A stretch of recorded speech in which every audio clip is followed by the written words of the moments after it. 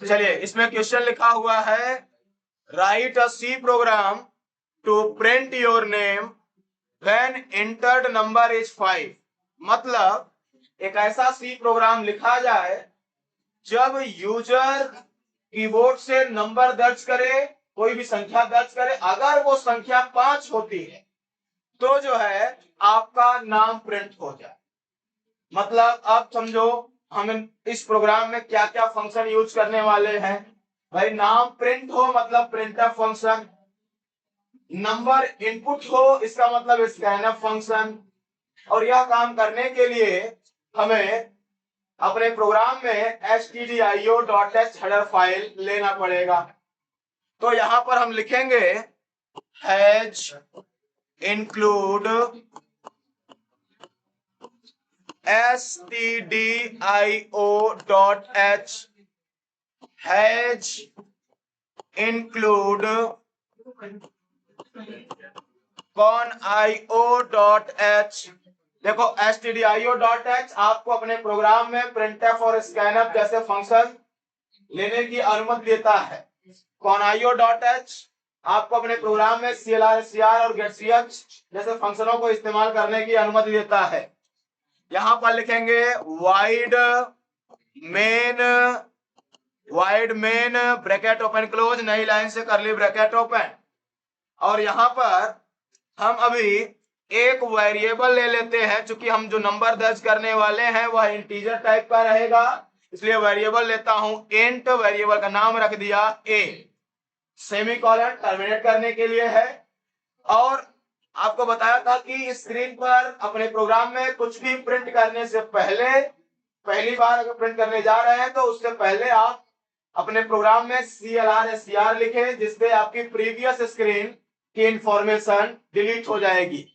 तो यहां पर लिखें CLR SCR, जिसका मतलब होता है क्लियर स्क्रीन। बात समझ में आ गया। उसके बाद यहां पर यूजर के स्क्रीन पर एक मैसेज प्रिंट कराता हूं, printf डबल कोट के अंदर इंटर एनी नंबर, ऐसा यूजर के स्क्रीन पर दिखाई देगा। तो यूजर क्या समझेगा कि भाई कंप्यूटर उससे कुछ कह रहा है। क्या कह रहा है? इंटर एनी नंबर, कोई संख्या दर्ज कीजिए। अब यूजर जो है एक कीबोर्ड से संख्या दर्ज करेगा, तो उसे हम स्टोर कराने वाले, यहां पर देखिए scanf double quote %d double quote comma address a bracket close semicolon. इस लाइन का मतलब समझो, डबल कोट के अंदर %d एक फॉर्मेट स्पेसिफायर है इंट का, इंट डेटा टाइप का। जब %d को अगर प्रिंटफ में लिखते, इसका मतलब होता एक इंटीजर वैल्यू प्रिंट करें। अगर स्कैनफ में लिखते, इसका मतलब है एक इंटीजर वैल्यू स्कैन किया जाए। बात समझ आ गया ना? तो स्कैन किया जाए इसका मतलब कीबोर्ड से एक इंटीजर वैल्यू सीपीयू तक पहुंचे। तो ठीक है, %d का मतलब स्कैनफ के अंदर है, कीबोर्ड से डेटा इंटीजर वैल्यू सीपीयू तक पहुंचे। कहां स्टोर कराएं? तो एड्रेस ए मेमोरी में स्टोर करा दिया जाए। अब ए के अंदर आ गया। अब यहां पर देखिए, उसके बाद यहां पर हमने लिखा इफ a इज इक्वल 5। देखो ये है इज इक्वल साइन, आपको ऑपरेटर में पढ़ाया था इक्वल साइन। तो a इज इक्वल 5 और यहां पर लिखा print F bracket open Vikas double quote bracket close semicolon curly bracket close, और नीचे लिख दिया get ch bracket open close semicolon curly bracket close. अब समझो इसे, यहां पर देखो फिर से इस पूरे लाइन को समझ लो, पूरे प्रोग्राम को। लिखा है हैज इंक्लूड stdio.h, यह आपको अपने प्रोग्राम में printf और scanf जैसे फंक्शनों को इस्तेमाल करने की अनुमति देता है। conio.h यह एक हेडर फाइल है, यह आपको अपने प्रोग्राम में CLR SCR और लास्ट में गेट ch जो लगाया गया है, यह फंक्शन इसी हेडर फाइल की मदद से आप यूज कर पाएंगे। फिर वाइड इस मेन फंक्शन की रिटर्न टाइप है। मेन जो कि एक मेन फंक्शन है। सी का सारा प्रोग्राम इसी मेन फंक्शन के ब्लॉक के अंदर लिखा जाता है। ब्लॉक निर्धारित होता है करली ब्रैकेट से। ये देखो करली ब्रैकेट ओपन है और ये देखिए करली ब्रैकेट क्लोज है। बात समझ में आ गया ना। तो इसी के अंदर सारा प्रोग्राम लिखा है। यहाँ पर चूंकि क्वेश्चन में ये था कि भाई यूजर कीबोर्ड से कुछ इनपुट करे और वह इनपुट यानी जो नंबर इनपुट किया जाए, अगर वो नंबर 5 होता हो तब तो भाई नाम प्रिंट करे, अगर 5 ना हो तो नाम प्रिंट ना करे। तो कीबोर्ड से कुछ इनपुट हो, इसके लिए यूजर की स्क्रीन पर पहले एक मैसेज लिखा इंटर एनी नंबर, ये प्रिंटफ के अंदर लिख दिया। स्कैनफ में लिखा %d कामा एड्रेस ए, मतलब जो भी यूजर इनपुट करे वह वैल्यू कहां स्टोर कराए, ए के एड्रेस पर। चलिए ए के अंदर डेटा आ गया। अब यहां पर लिखा, अब उसी को प्रोसेस में लाने वाला, तो प्रोसेस में ला रहा हूं। इफ, अब लास्ट टाइम आपको बताया था इफ स्टेटमेंट, भाई अगर इसके अंदर एक कंडीशन होता है उसका एक ब्लॉक होता है। कंडीशन ये देखो पैरेंथेसिस ब्रैकेट के अंदर, जो ये सी की तरह ब्रैकेट है इसको पैरेंथेसिस ब्रैकेट बोलते हैं। इस ब्रैकेट के अंदर देखो ये कंडीशन है और उसका ब्लॉक ये देखो करली ब्रैकेट ओपन और ये देखो क्लोज। तो यहां पर ये इसका ब्लॉक है। इफ स्टेटमेंट में अगर दिया गया कंडीशन सही होता है तभी उसका ब्लॉक एग्जीक्यूट होता है, अगर दिया गया कंडीशन गलत होता है उसका ब्लॉक एग्जीक्यूट नहीं होता है। बात समझ में आ गया।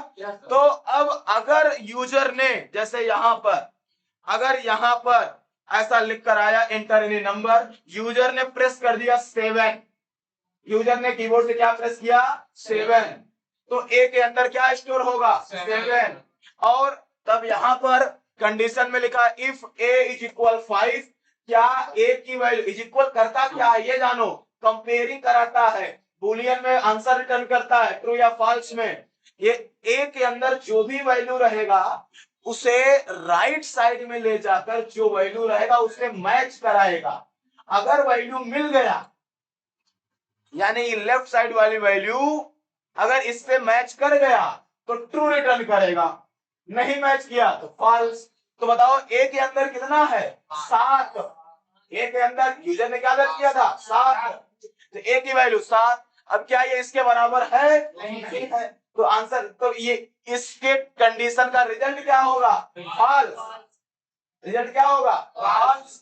अब फॉल्स होने पर तुरंत यहां पर, अब फॉल्स होने पर अब इसके अंदर नहीं जाएगा, अब इसके ब्लॉक में नहीं जाएगा। तब कहा उसके नीचे, नीचे क्या लिखा गेट सीएच, मतलब आपने 7 प्रेस किया कुछ प्रिंट नहीं हुआ, फिर से इसको रन कराया, फिर से रन कराया और स्क्रीन पर लिख कर आया एंटर एनी नंबर, आपने दर्ज कर दिया 5, ए की वैल्यू 5, अब ए के अंदर क्या स्टोर हो जाएगा 5।